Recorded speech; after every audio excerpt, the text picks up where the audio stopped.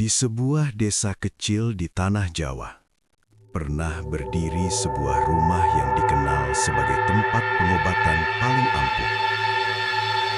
Orang-orang datang dengan harapan. Datang membawa penyakit. Datang membawa keputusasaan. Dan hampir semuanya pulang dengan kesembuhan. Terlalu cepat. Terlalu sempurna. Terlalu mustahil. Tidak ada yang tahu sejak kapan kesembuhan itu mulai dibayar dengan sesuatu yang tidak terlihat. Karena di balik ramuan, doa, dan ritual pengobatan, tersimpan sebuah perjanjian yang tidak pernah dijelaskan di awal. Perjanjian yang tidak tertulis, perjanjian yang tidak bisa dibatalkan. Perjanjian yang menuntut pengganti. Dan ketika keluarga sendiri mulai membayar harga, semua sudah terlambat. Ini bukan hanya kisah tentang pesugihan. Ini adalah kisah tentang pilihan. Tentang ketamakan yang dibungkus niat baik, tentang pengorbanan yang tidak semua orang siap menanggung akibatnya.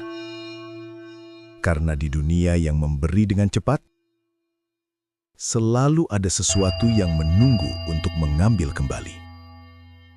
Selamat datang di kisah nyata yang tidak pernah sepenuhnya selesai. Dan ingat satu hal, yang hilang tidak pernah benar-benar pergi. Di sebuah desa kecil di lereng pegunungan Jawa, hiduplah seorang pria bernama Pak Wiryo. Usianya hampir 50 tahun.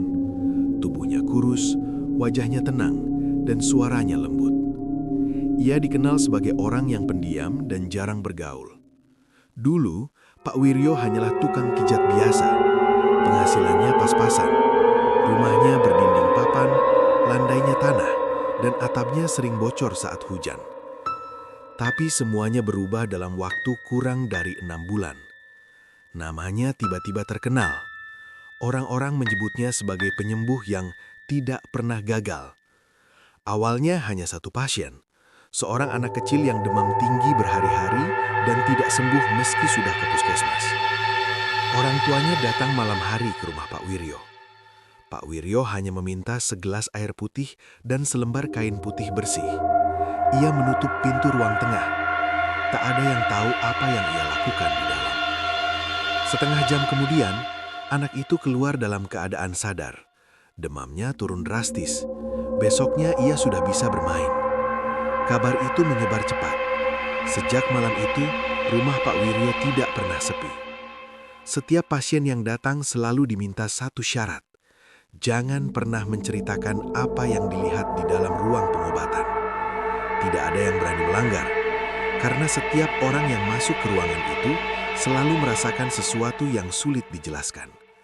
Ruangan itu gelap, hanya ada lampu minyak kecil di sudut. Bau kemenyan sangat pekat. Dindingnya dipenuhi kain hitam yang digantung seperti tirai. Pasien diminta duduk bersila, lalu Pak Wiryo akan mulai berbisik pelan. Kadang terdengar seperti doa, kadang terdengar seperti berbicara dengan seseorang, padahal tidak ada siapa-siapa di sana. Beberapa pasien mengaku, diam-diam kepada keluarganya, mereka mendengar suara lain membalas bisikan Pak Wiryo. Suara berat, serak, tidak seperti manusia. Kesembuhan yang terlalu cepat. Orang lumpuh bisa berjalan. Orang yang sudah divonis sulit punya anak mendadak hamil. Penyakit kulit menahun hilang dalam 2 hari. Semua terjadi terlalu cepat, terlalu sempurna. Dan semakin banyak orang sembuh, semakin besar pula rumah Pak Wiryo direnovasi. Dinding papan diganti tembok, lantai tanah berubah keramik. Ia membeli mobil bekas.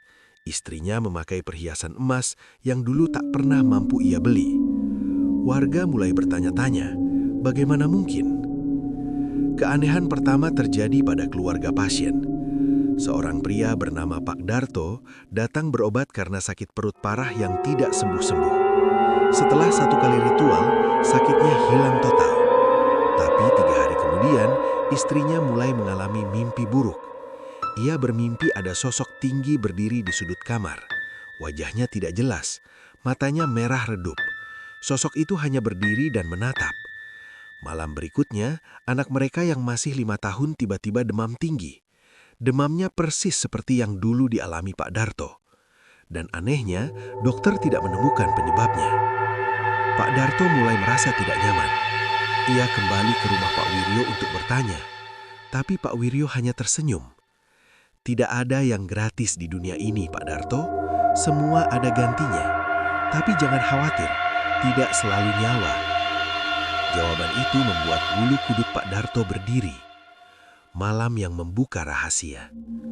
Seorang pemuda desa bernama Raka merasa curiga. Ia adik dari seorang pasien yang baru saja sembuh dari penyakit aneh. Sejak sembuh, kakaknya menjadi pendiam, sering melamun, kadang tertawa sendiri. Raka memutuskan mengintip dari jendela samping rumah Pak Wiryo saat ritual berlangsung. Dari celah tirai hitam itu, ia melihat sesuatu yang membuat napasnya tercekak. Pak Wiryo tidak sendirian. Di belakangnya berdiri bayangan tinggi besar, hampir menyentuh langit-langit.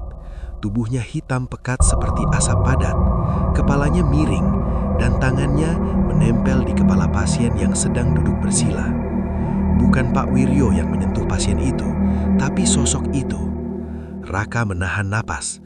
Tiba-tiba, kepala sosok hitam itu bergerak pelan, menghadap ke arah jendela, seolah tahu sedang diperhatikan.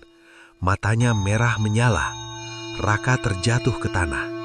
Ketika ia bangun dan melihat kembali, tirai sudah tertutup rapat, dan lampu minyak di dalam mendadak padam. Perubahan Pak Wiryo. Sejak malam itu, Raka memperhatikan sesuatu yang lain. Wajah Pak Wiryo semakin pucat dari hari ke hari. Lingkar matanya menghitam. Kadang ia terlihat gemetar saat berjalan, seperti orang yang kelelahan berat. Beberapa warga mulai mendengar suara aneh dari rumahnya lewat tengah malam. Suara seperti orang menangis, kadang seperti orang berdebat, kadang seperti suara berat menggeram.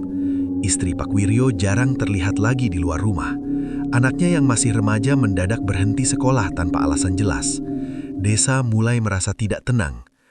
Pak Darto akhirnya kembali, kali ini dalam keadaan marah. Anaknya semakin parah, badannya kurus dalam hitungan hari. Setiap malam, anak itu menunjuk ke sudut kamar dan berkata, "Itu yang kemarin ikut pulang, Pak." Pak Darto menuduh Pak Wiryo telah membawa sesuatu ke rumahnya. Tapi Pak Wiryo menatap dengan dingin. "Saya hanya perantara." "Perantara apa?" bentak Pak Darto. Pak Wiryo terdiam lama, lalu berbisik pelan. "Perantara antara dunia kalian dan dunia yang memberi." Angin tiba-tiba berhembus kencang meski semua jendela tertutup. Lampu ruang tamu berkedip, dan dari arah ruang ritual terdengar suara ketukan keras 3 kali. Duk, duk, duk. Pak Wiryo menunduk. Wajahnya berubah tegang. Dia tidak suka ada yang berisik. Pak Darto pulang dengan rasa takut yang lebih besar daripada saat ia pertama kali datang berobat. Sementara itu, Raka mulai menyebarkan cerita yang ia lihat. Desa perlahan terpecah menjadi 2. Mereka yang percaya Pak Wiryo adalah penyelamat, dan mereka yang yakin ada harga yang sedang dibayar secara diam-diam. Di akhir malam, di dalam ruangan hitam itu, Pak Wiryo duduk sendirian. Ia berbicara pelan. "Tenang, aku masih bisa mencari lagi." Di belakangnya, bayangan tinggi itu bergerak, dan kali ini suara yang terdengar jelas bukan lagi bisikan, melainkan tawa pelan yang bukan suara manusia. Desa itu mulai terasa berbeda. Angin malam lebih dingin dari biasanya. Anjing-anjing sering melolong tanpa sebab. Dan setiap lewat tengah malam, lampu di rumah Pak Wiryo selalu menyala sampai subuh. Setelah kejadian Pak Darto, kabar tentang keanehan di ruang pengobatan mulai menyebar pelan-pelan. Tapi tidak ada yang berani terang-terangan menuduh.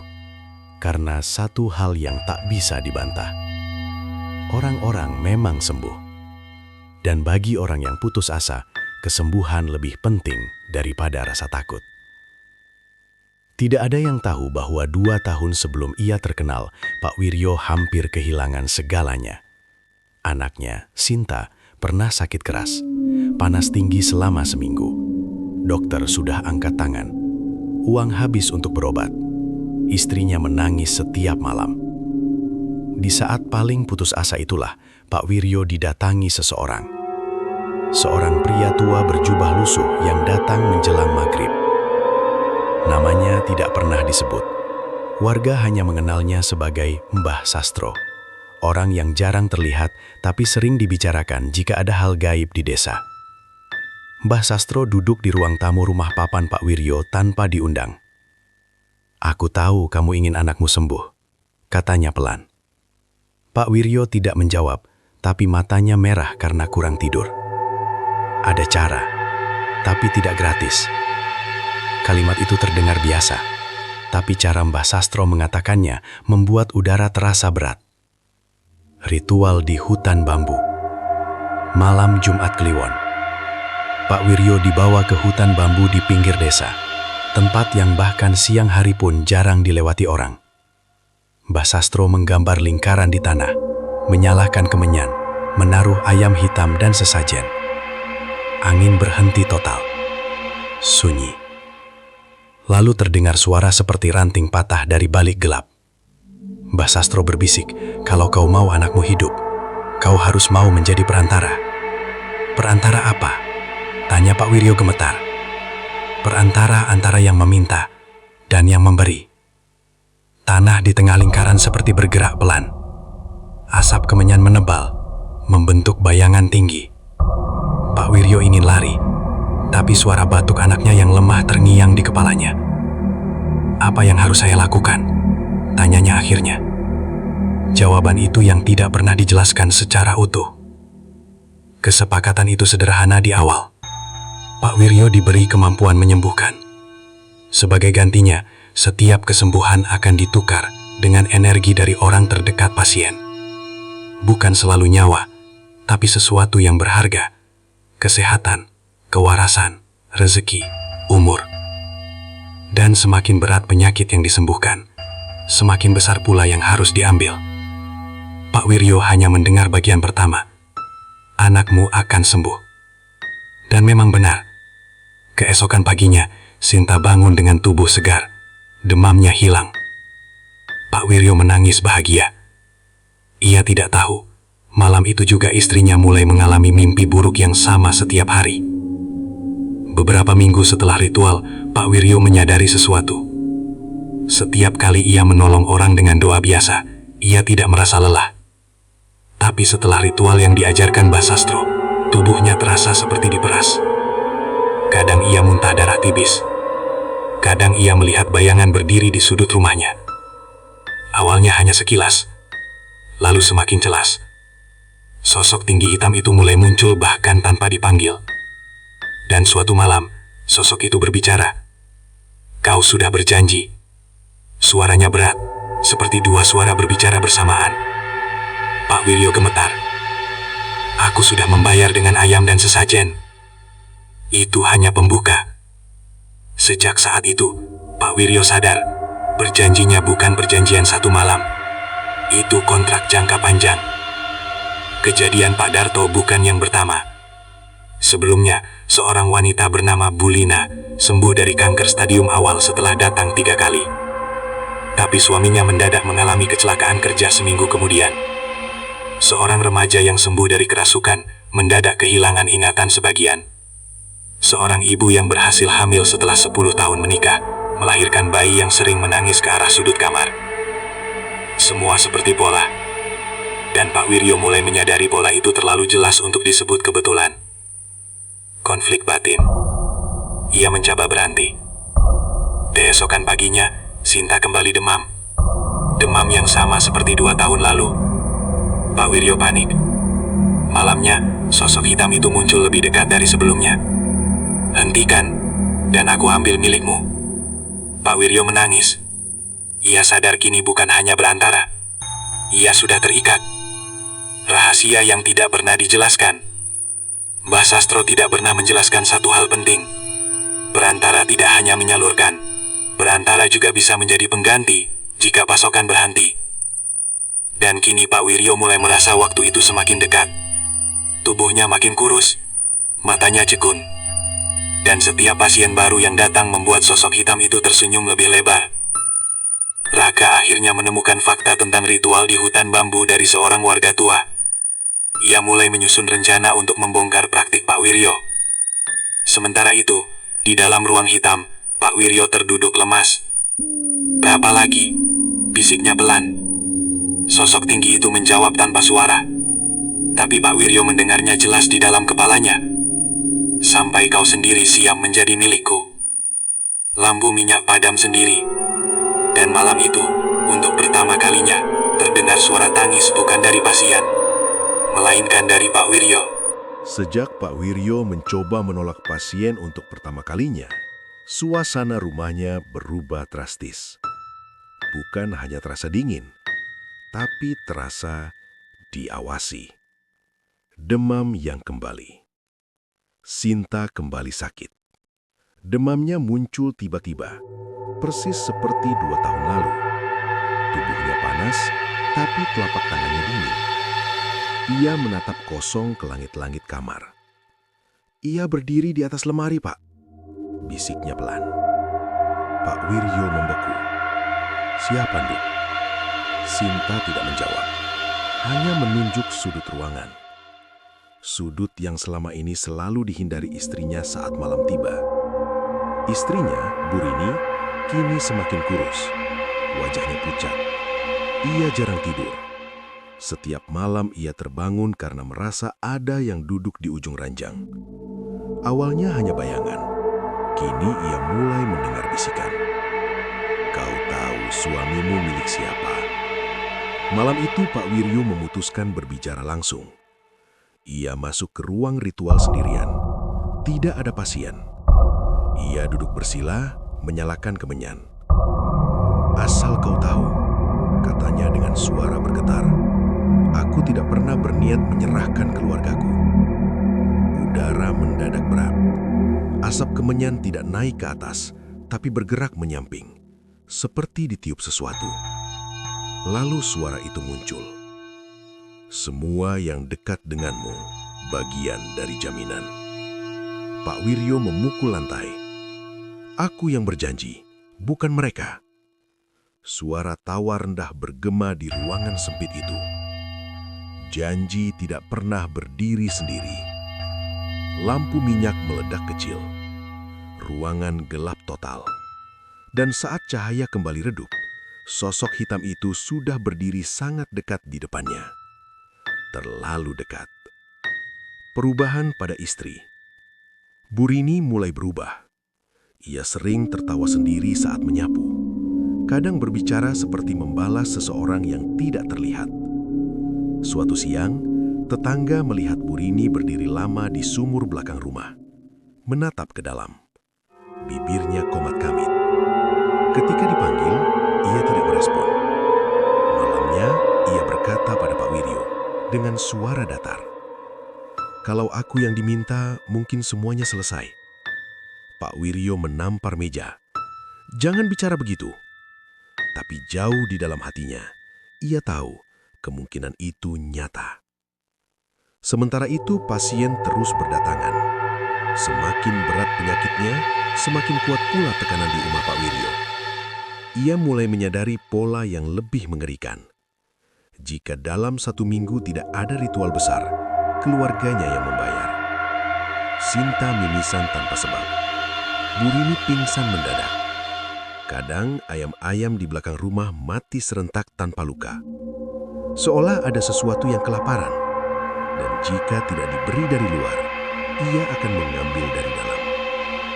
Raka mulai mengumpulkan bukti. Raka yang sejak awal curiga, mulai mengamati perubahan keluarga Pak Wiryo. Ia melihat Sinta semakin jarang keluar rumah. Wajahnya pucat seperti orang kurang darah. Ia juga mendengar dari teman sekolahnya bahwa Sinta sering menggambar sosok tinggi tanpa wajah di buku tulisnya. Ia yakin satu hal, ini bukan sekedar pengobatan. Ini perjanjian yang sudah mulai memakan pemiliknya sendiri. Ia mulai mencari tahu tentang Mbah Sastro.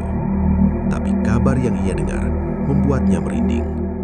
Mbah Sastro sudah meninggal 3 tahun lalu.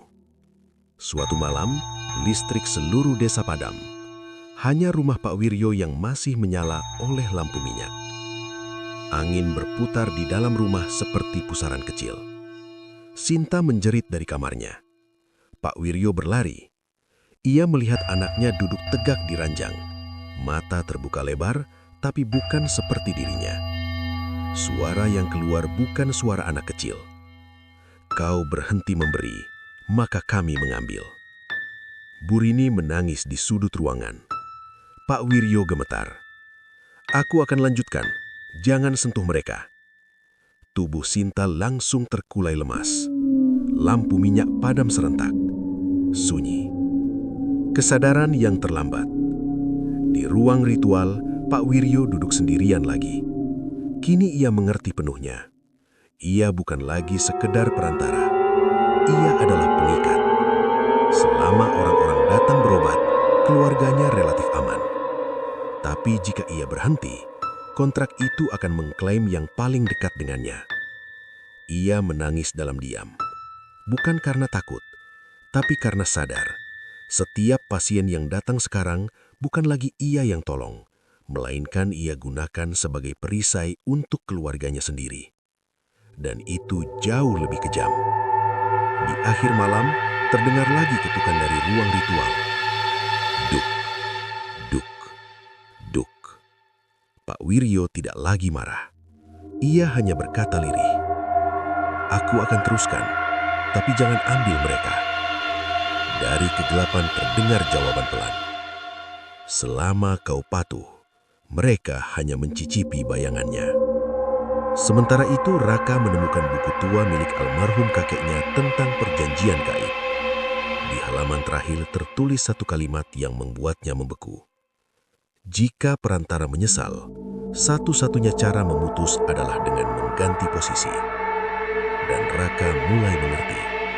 Seseorang harus mengambil alih, atau semuanya akan habis. Sejak malam ketika Sinta hampir direnggut, Pak Wiryo berubah. Ia tidak lagi sekadar takut. Ia mulai berpikir, jika satu-satunya cara memutus perjanjian adalah mengganti posisi, maka harus ada orang lain yang mengambil tempatnya. Dan pikiran itu adalah awal dari kehancurannya sebagai manusia. Bisikan yang memberi ide. Suatu malam di ruang ritual, sosok hitam itu muncul tanpa dipanggil. "Aku lelah," bisik Pak Wiryo pelan. "Kau bisa bebas," jawab suara berat itu. "Bagaimana caranya?" "Asalkan ada yang bersedia menggantikan." Pak Wiryo terdiam. "Bersedia," ulangnya. Tawa rendah terdengar. "Persetujuan bisa dibentuk."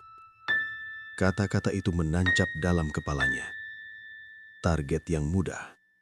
Beberapa hari kemudian, datang seorang pemuda dari desa sebelah. Namanya Andi. Usianya 23 tahun. Tubuhnya kurus, wajahnya pucat. Ia datang membawa ibunya yang sakit stroke ringan. Mereka bukan warga desa itu. Tidak punya keluarga di sana. Orang luar. Pak Wiryo memperhatikan Andi lebih lama dari biasanya.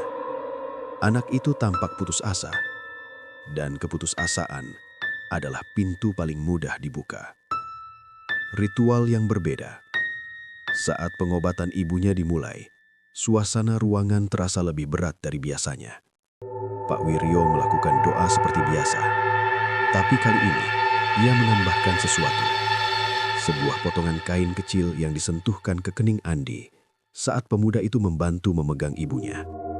Andi tidak sadar, tapi sosok hitam di belakang Pak Wiryo tersenyum lebar. Asap kemenyan membentuk lingkaran lebih tebal.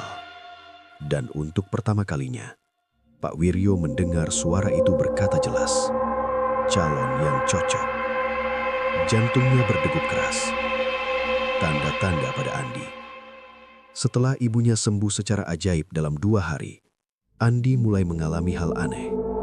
Ia bermimpi berdiri di hutan bambu. ada lingkaran tanah di kakinya, dan seseorang berdiri di belakangnya. Setiap kali ia bangun, tubuhnya terasa lemas seperti habis bekerja berat. Ia kembali ke rumah Pak Wiryo untuk mengucapkan terima kasih. Tapi Pak Wiryo justru menatapnya dengan sorot yang sulit dimengerti. Campuran iba dan perhitungan. Keluarga yang mencium perubahan. Bu Rini mulai sadar ada yang berbeda.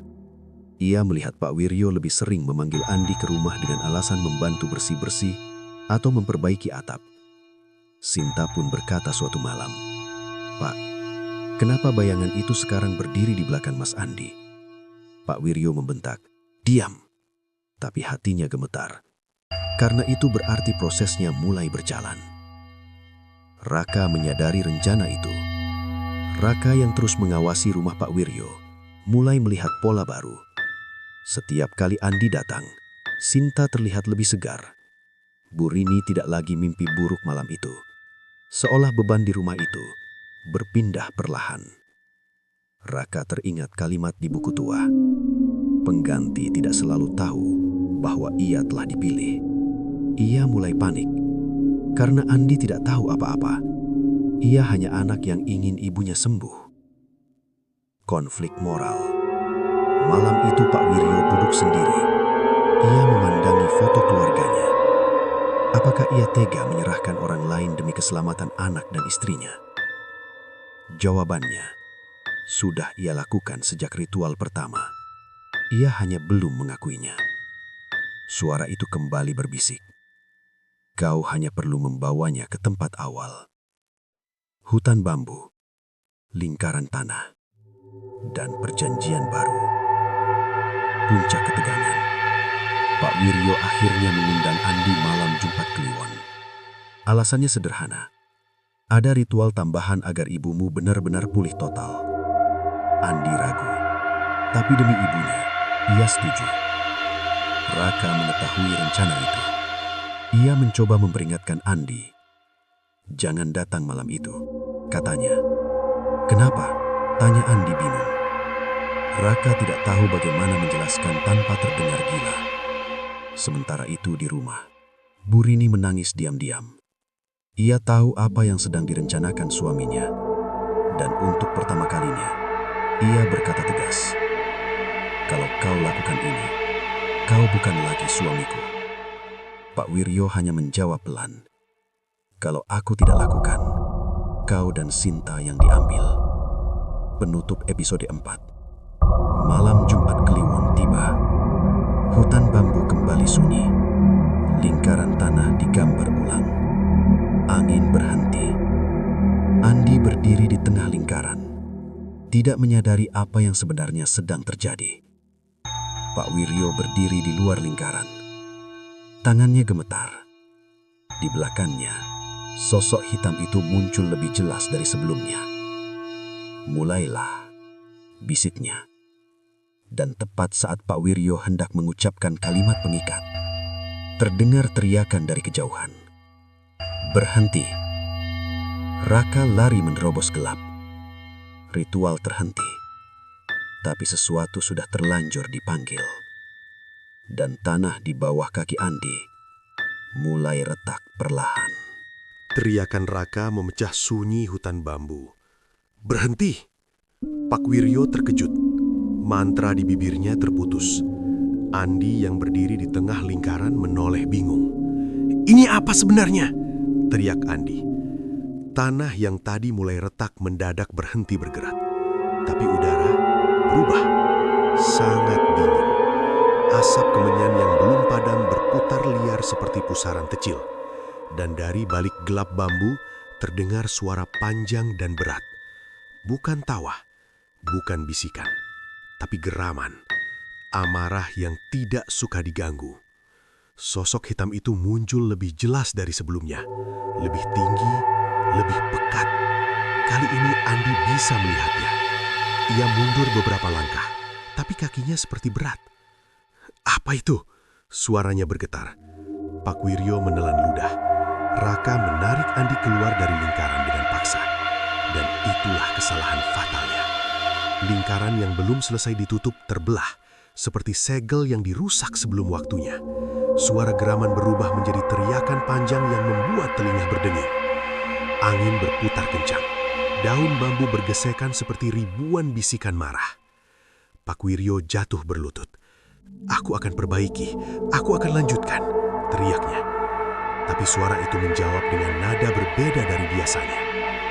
"Kau mengundang, lalu membatalkan." Asap hitam bergerak cepat ke arah Raka. Raka terpental beberapa meter seolah didorong tangan tak terlihat. Andi pingsan di tanah. Pak Wiryo mencoba membaca mantra penutup, tapi kata-katanya kacau. Ia sadar satu hal, ritual gagal bukan berarti batal, itu berarti hutang semakin besar. Dampak pertama, malam itu desa tidak tidur. Beberapa rumah mendadak mengalami gangguan aneh. Pintu terbuka sendiri. Ayam-ayam menjerit tanpa sebab. Satu warga tua ditemukan pingsan di halaman dengan wajah pucat seperti habis melihat sesuatu yang mengerikan. Dan di rumah Pak Wiryo, teror dimulai tanpa jeda. Rumah yang tidak lagi aman. Begitu Pak Wiryo pulang, Sinta sudah menangis histeris. "Dia marah, Pak. Dia marah." Lampu rumah berkedip-kedip. Dinding ruang ritual retak panjang dari atas sampai bawah.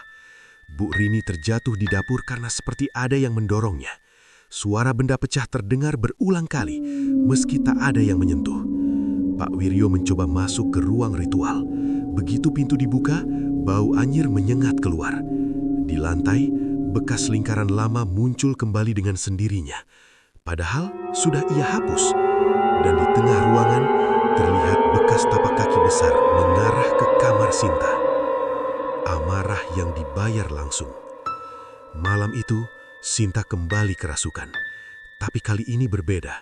Ia berdiri di atas ranjang, tubuhnya kaku, mata melotot putih. Suara yang keluar bukan sekedar ancaman. "Kau berani mempermainkan perjanjian?" Pak Wiryo menangis. "Aku hanya ingin waktu." Waktu telah habis. Tubuh Sinta terhempas ke dinding tanpa disentuh. Bu Rini menjerit. Pak Wiryo bersujud di lantai. "Ambil aku saja." Sunyi sesaat. Lalu jawaban datang pelan terlantun. "Kau akan diambil. Tapi bukan sekarang." Kalimat itu lebih menakutkan dari ancaman apapun. Raka mulai menyesal. Raka selamat malam itu, tapi tubuhnya penuh memar. Ia sadar ia telah menghentikan sesuatu yang seharusnya tidak boleh dihentikan setengah jalan. Andi sadar dari pingsannya dengan trauma berat. Sejak malam itu, Andi mulai melihat bayangan berdiri di belakang orang-orang. Meski ritual gagal, tanda sudah menempel padanya. Raka merasa bersalah, tapi ia juga tahu membiarkan ritual itu selesai mungkin akan lebih mengerikan. Hari berikutnya, kabar buruk datang. Seorang pasien lama Pak Wiryo meninggal mendadak di rumahnya. Tidak ada riwayat penyakit sebelumnya. Desa mulai panik. Beberapa warga mendatangi rumah Pak Wiryo dengan marah. Mereka menuduh semua ini akibat prakteknya. Pak Wiryo tidak bisa membela diri, karena ia tahu mereka tidak sepenuhnya salah. Kesadaran terakhir. Malam itu, suara kembali muncul di ruang ritual. "Kau diberi kesempatan. Kau sia-siakan." Pak Wiryo duduk lemas. "Apa yang kau mau sekarang?"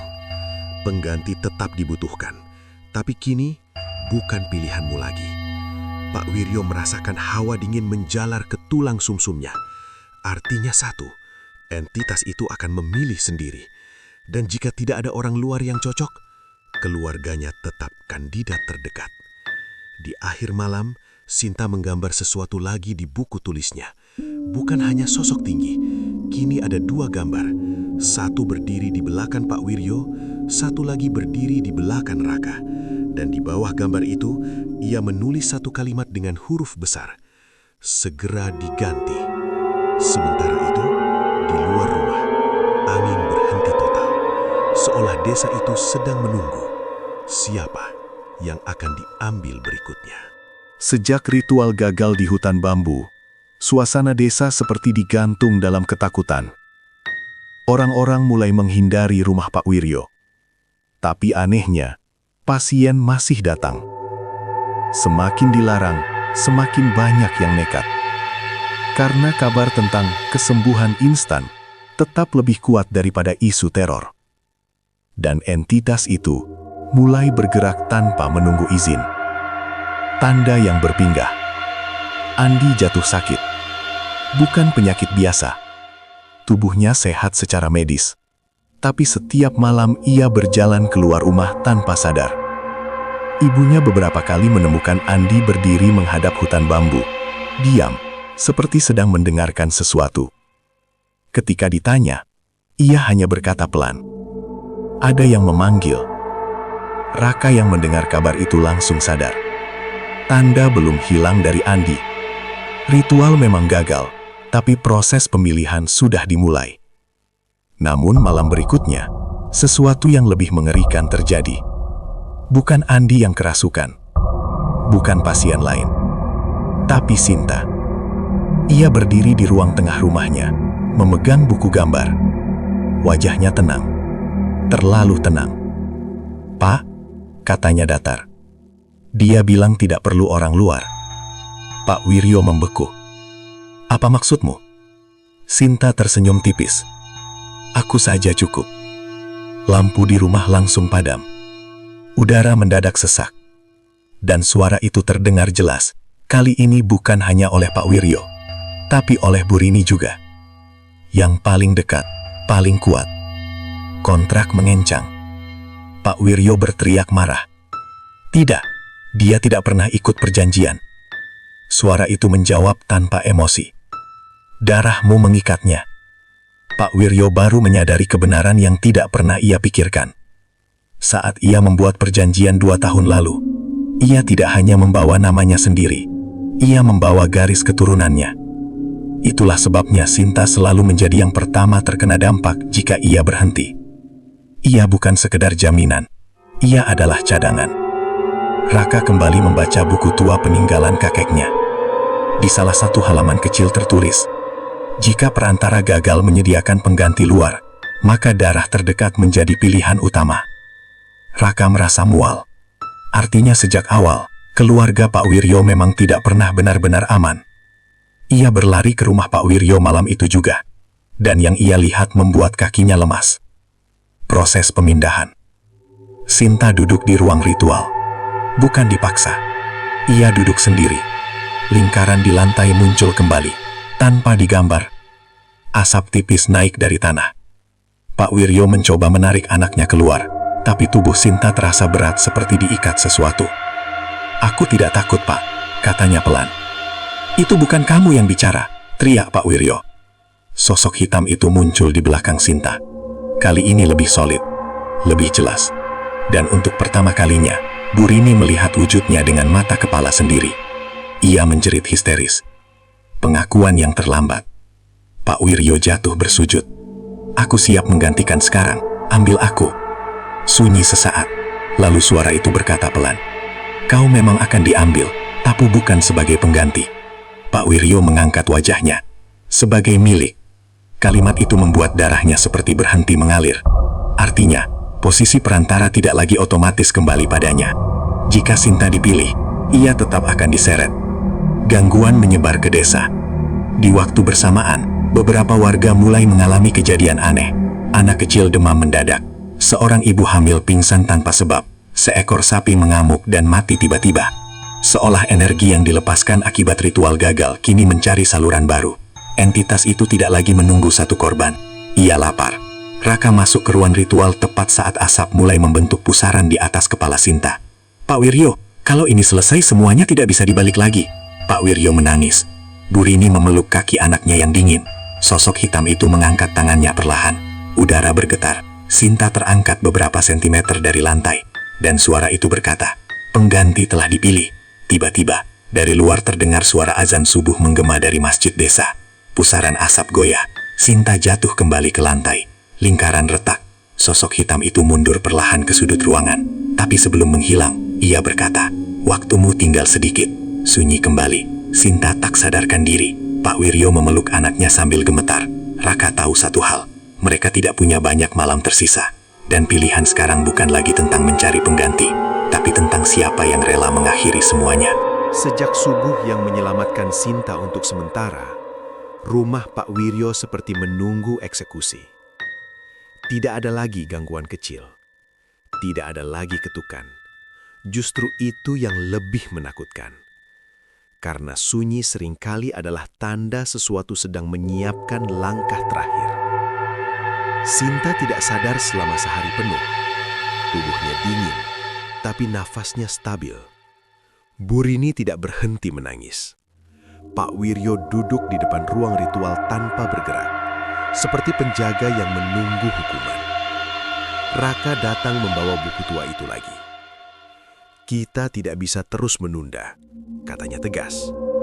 Pak Wiryo hanya menatap kosong.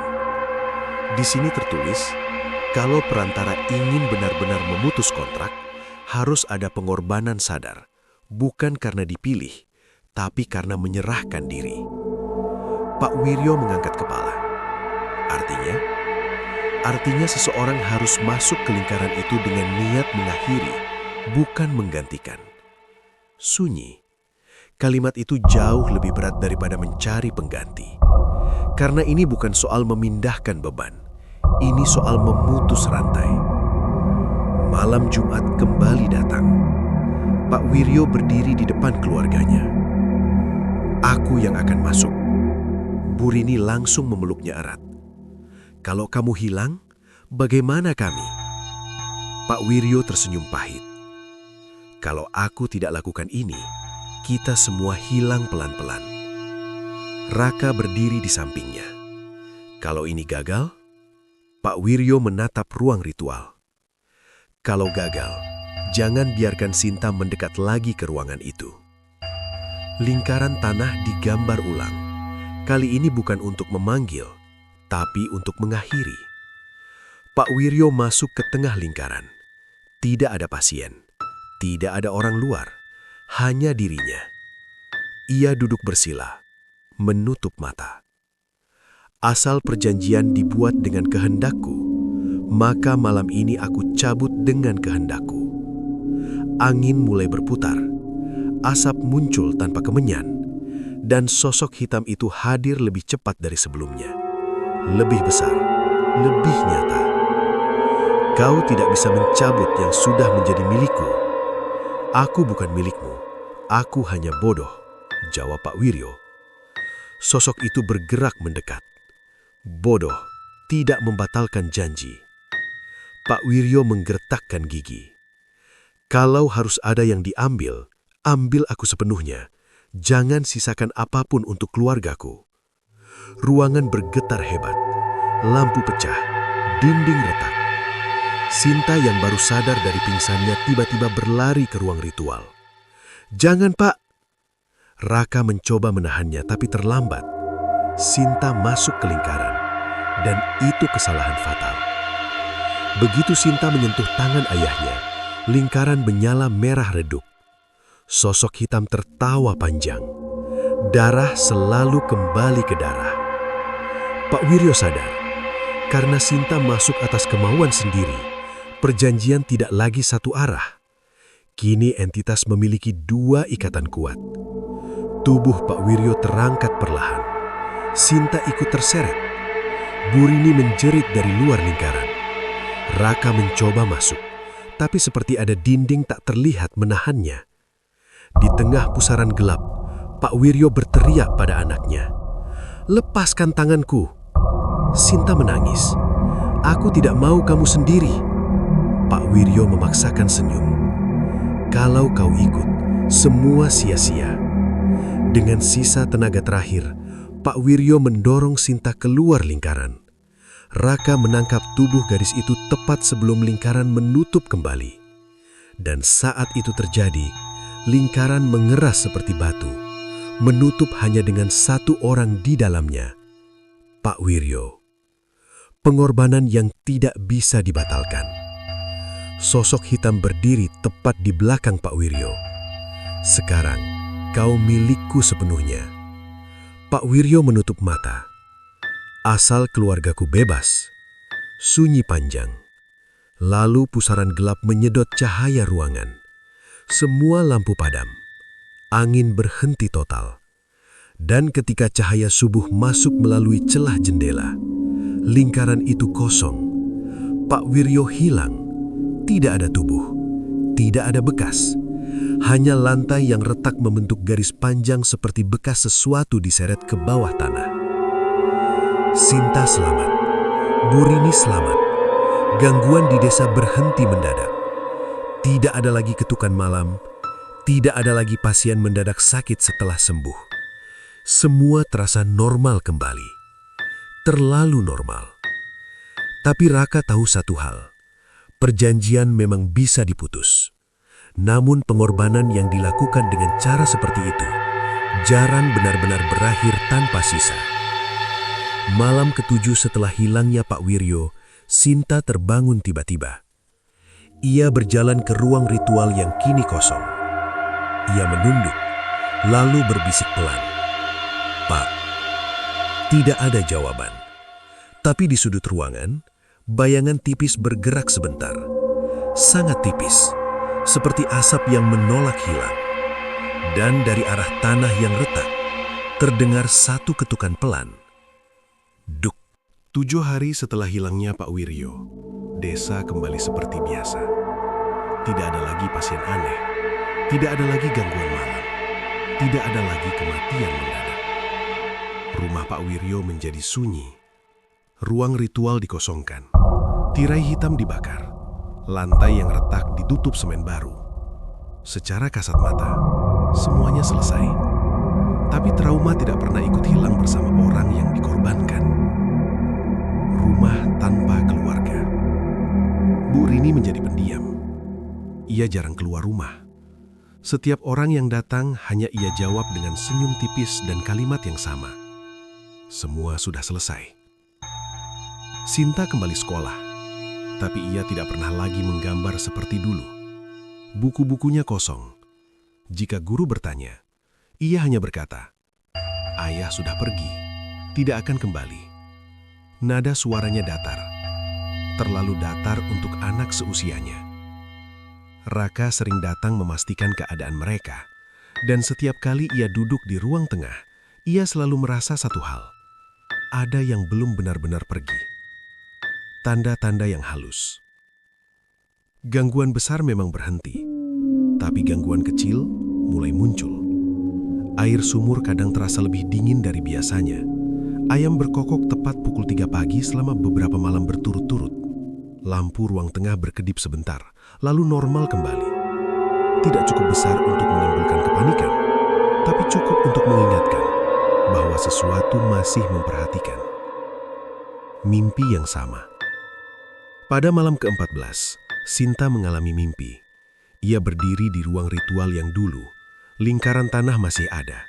Di tengah lingkaran berdiri sosok ayahnya, tapi wajahnya tidak terlihat jelas, seperti tertutup bayangan. "Ayah?" bisik Sinta dalam mimpi itu. Sosok itu tidak menjawab, hanya mengangkat tangan perlahan, seolah ingin menyentuhnya. Sinta terbangun dengan napas terengah, dan di ujung ranjangnya terdapat bekas tanah kering menempel di lantai. Raka menemukan sesuatu. Raka tidak pernah benar-benar tenang. Ia kembali membaca buku tua peninggalan kakeknya. Di bagian paling belakang, ada catatan kecil yang sebelumnya ia abaikan. Jika perantara mengorbankan diri dengan sempurna, maka entitas kehilangan akses langsung.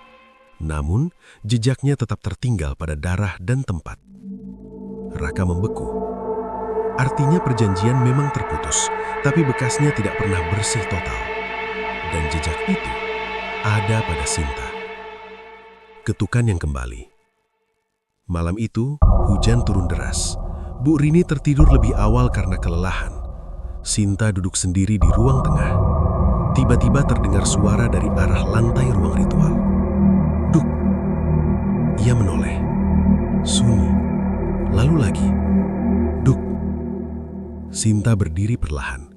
Kakinya melangkah sendiri ke arah ruangan itu. Ia tahu ruangan itu sudah kosong, tapi jantungnya tidak normal. Begitu pintu dibuka, udara terasa lebih dingin. Semen baru di lantai tampak retak halus. Dan di tengah retakan itu, terlihat bekas lingkaran samar. Sinta berdiri tepat di atas bekas lingkaran. Lalu terdengar suara yang sangat ia kenal. Lembut, pelan. Jangan takut. Itu ayah. Suara itu terdengar bukan dari atas, bukan dari belakang, tapi dari bawah lantai. Seperti ada yang berbicara dari dalam tanah. Kenyataan yang paling mengerikan. Raka yang kebetulan datang malam itu mendengar teriakan Sinta. Ia berlari masuk, dan yang ia lihat membuatnya membeku. Sinta berdiri di tengah ruangan, tersenyum samar. Retakan di lantai semakin melebar, dan dari celah kecil itu keluar asap tipis. Bukan asap hitam pekat seperti dulu, tapi abu-abu, tipis, seperti sisa sesuatu yang tidak sepenuhnya musnah. Raka menarik Sinta menjauh. Tepat saat itu, retakan berhenti melebar. Asap menghilang, suara pun berhenti. Keesokan harinya, lantai diperbaiki kembali. Ruang ritual ditutup permanen. Desa benar-benar tenang. Tidak ada lagi kejadian besar. Tidak ada lagi kematian misterius.